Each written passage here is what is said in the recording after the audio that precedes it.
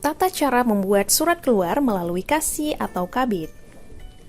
Login menggunakan NIP dan password masing-masing.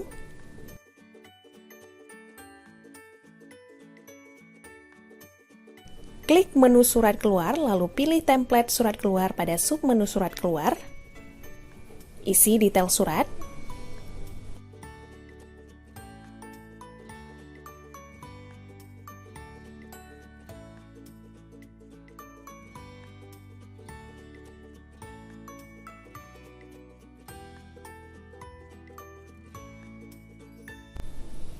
Edit template surat.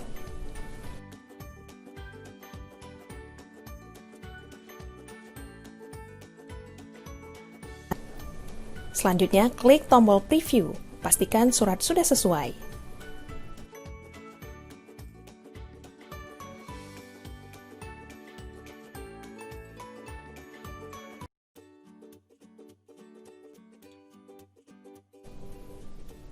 Lalu, klik paraf jika surat sudah sesuai.